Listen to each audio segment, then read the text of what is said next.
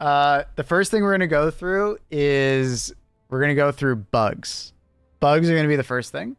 And I'm just going to put like an overarching kind of caveat on everything is that light armor is superior when it comes to bugs.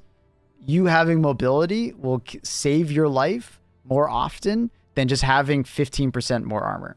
If you're curious about armor values and stuff like that, depending on the tier and padded armor versus normal armor, in our Discord in the R&D channel, there's a nice infographic that Tony did for us, and it shows the different armor values in relation to light armor. So for a small example, light armor to medium armor is a 15% damage reduction. Trench Paramedic, I think, is an easy S+.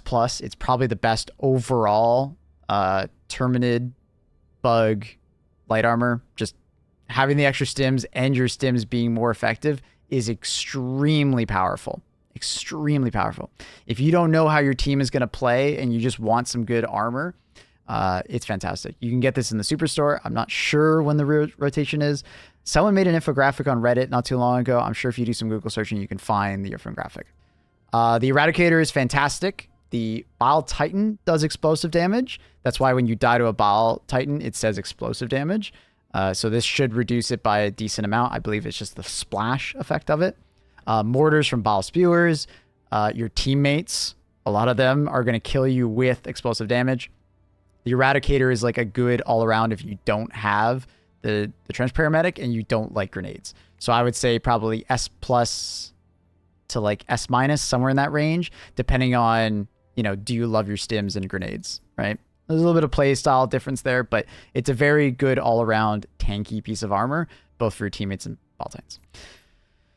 Scout armor is somewhere in the S to A range, but I'm putting these variances because it depends on play style. Scout armor is fantastic for people that tend to play more solo or stealth oriented. They don't want to attract as many patrols. It's good for that. But in 4-player co-op, you're not going to see as much of a benefit of it, especially if, your teammate next to you isn't wearing this armor. They're going to get spotted, not you, but like you're still getting spotted. So just keep that in mind. It's very good for solo play, but in team play, it's harder to do unless you just go run off by yourself. But, there's some negatives to that and some positives to it. So same kind of thing. It's just a little bit slightly tankier variant. I call it Light Plus. It's pretty good.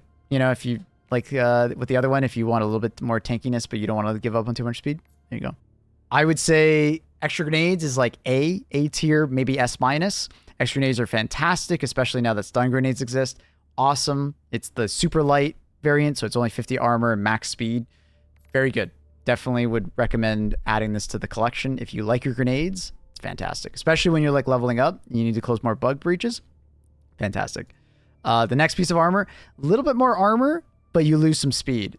I would put it very similar, A+, S-.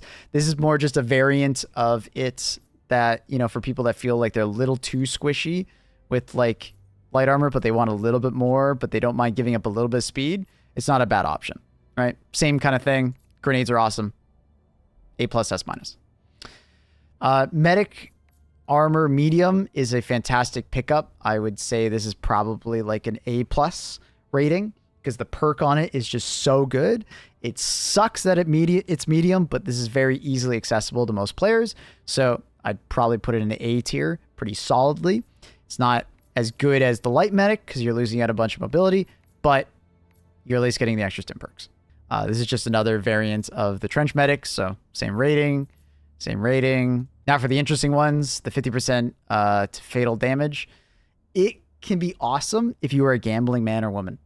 It's probably a tier pick, even though it's medium, if you feel lucky. But it also can do nothing for you other than like preventing some hemorrhages. I find the hemorrhages happen more with automatons causing bleeding rather than with bugs. I don't normally notice as much bleeding when it comes to bugs. So this is better for automatons, not as good for bugs. It's good, but definitely would recommend other things.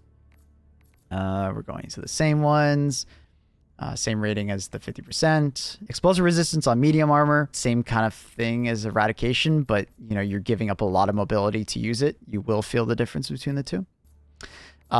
Prototype decks, it's kind of like an A to B, somewhere in that range. B plus, A minus. It depends on how much your team is using arc stuff. If your entire team is using arc throwers and Tesla towers, it's fucking awesome. It's like an S plus. But for like general use, it's all determined on, what are your teammates using?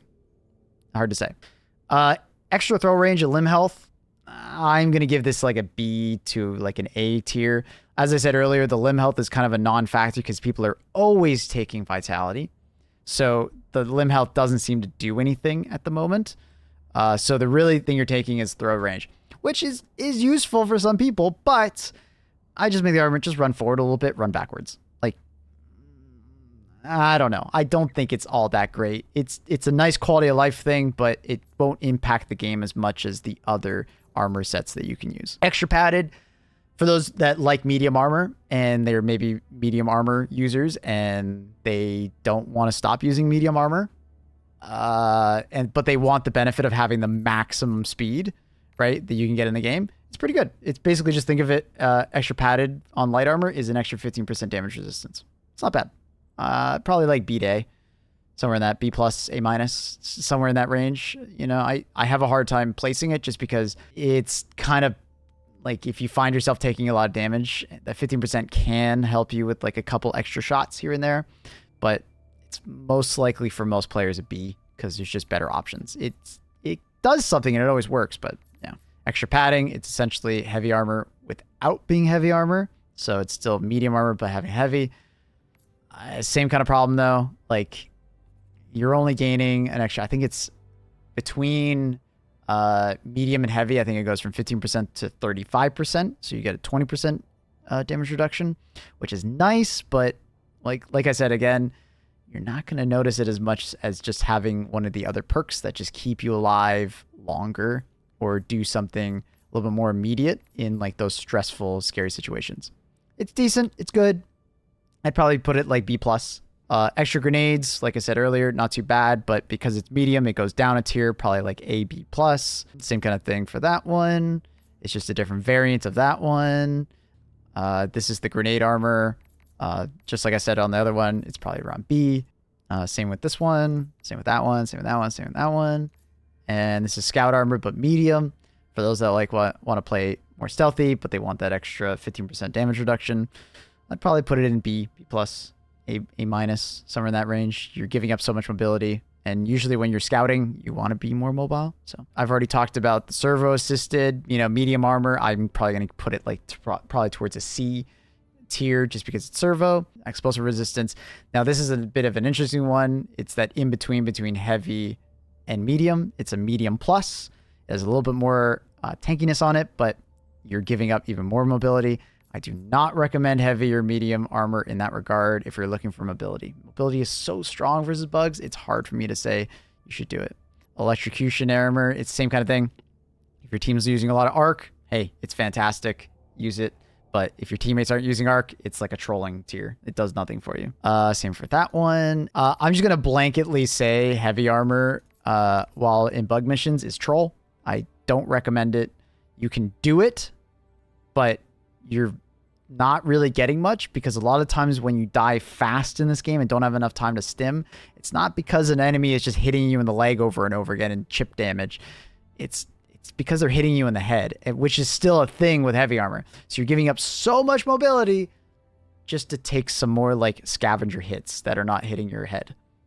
So yeah, don't recommend it. Across the board, you're just giving up too much mobility. Okay, so that's bugs. Your top 3 picks for bugs in summary. Trench paramedic. If you don't have trench paramedic, medium paramedic. Grenades, scout. Those are my top 3. Light armor. Light armor, light armor. If I'm extending it out a little bit, eradicator. And if I'm extending it a little bit out more, electrocution conduit is, or electrical conduit is fantastic for those teams that use a lot of arc throwers. But it's situational.